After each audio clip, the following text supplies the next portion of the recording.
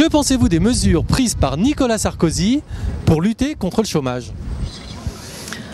Sans être experte, j'ai tendance à dire que ça serait du saupoudrage. C'est du saupoudrage. Voilà, on nous rabâche plus ou moins les mêmes choses. Il y avait les emplois TOC, les emplois TUC, j'exagère, mais bon, voilà, on est en période préélectorale et on a l'impression qu'on nous rabâche des choses, on fait du vieux avec du neuf et inversement. Je pense globalement que ce sont de bonnes mesures. Celles en particulier qui touchent les très petites entreprises, puisque il y a d'un côté les entreprises du CAC 40, on a un tissu de petites entreprises qui est relativement faiblement développé sur le territoire national, comparativement effectivement à l'Allemagne. Tout ce qui pourra créer de l'emploi de proximité dans les petites entreprises, je pense que c'est de la très bonne mesure. À partir du moment déjà où on en parle, c'est positif, que ces mesures, elles ont toujours pour vocation d'aboutir et d'améliorer. Alors elles peuvent être critiquées, mais celle qui en l'occurrence permet d'avoir plus de monde dans les bureaux pour l'emploi, ça me semble quand même cohérent, parce que les gens font la queue et apparemment il y a des dysfonctionnements, donc ça c'est quand même pour un petit peu améliorer.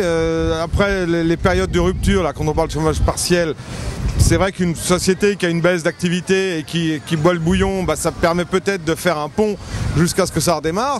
Je ne pense pas que ce qu'il n'a pas fait pendant 5 ans, qu'il fera pendant 3 mois. Ce sont les mesures prises pour des raisons bien politiques. Pour les élections, je peux dire en quelque sorte, ce sont mesures purement électoralistes.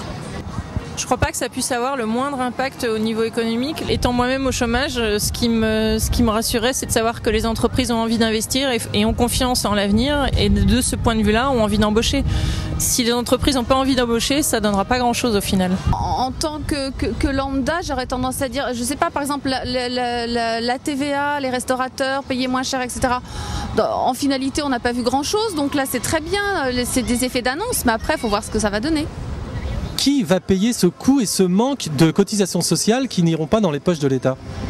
Écoutez, le président a parlé de redéploiement.